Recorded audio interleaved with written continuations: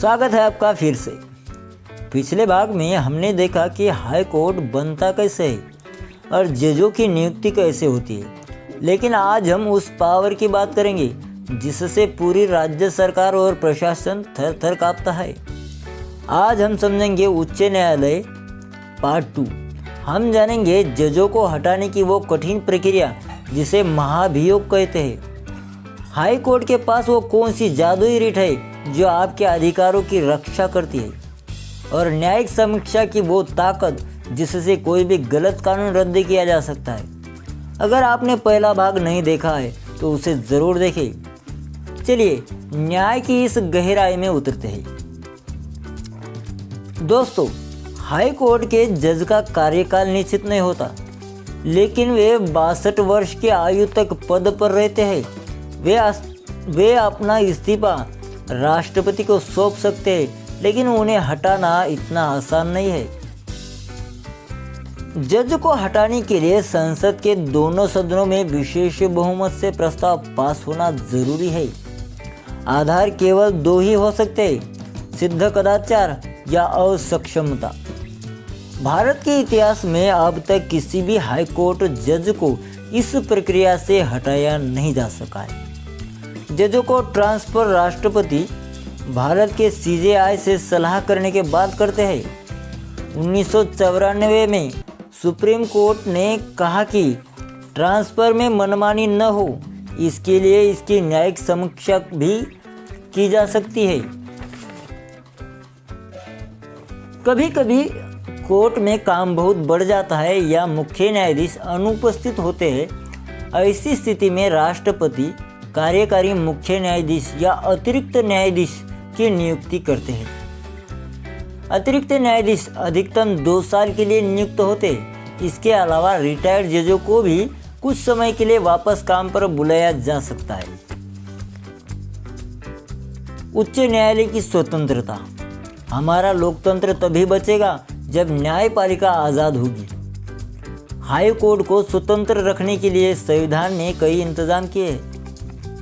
जैसे जजों को हटाना बहुत मुश्किल है, उनका वेतन राज्य की संचित निधि पर भारित होता है, यानी विधानमंडल उस पर वोट नहीं कर सकता। जैसे जजों के आचरण पर संसद या विधानसभा में चर्चा नहीं हो सकती, और रिटायरमेंट के बाद वे उसी कोर्ट में वकालत नहीं कर सकते। अब बात करते हैं हाई कोर्ट की असली ताकत क्या। अनुच्छेद 226 के तहत हाई कोर्ट के 5 तरह की रिट जारी कर सकता है: बंदी प्रत्यक्षीकरण, परमादेश, प्रतिषेध, उत्प्रेषण और अधिकार परीक्षा।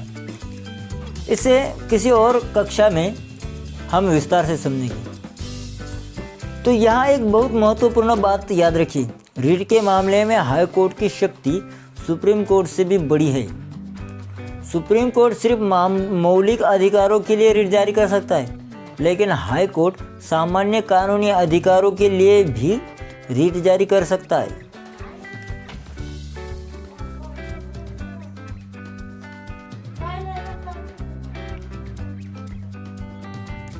हाई कोर्ट राज्य का सबसे बड़ा अपीलीय न्यायालय है। दीवानी मामलों में जिला कोर्ट के फैसले के खिलाफ यहाँ अपील होती है।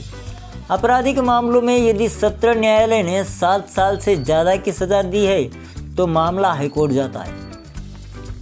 ध्यान दें, अगर निचली अदालत ने किसी को सजाए मौत दी है तो वह तब तक पूरी नहीं की जा सकती जब तक हाई कोर्ट उसे कंफर्म न कर दे।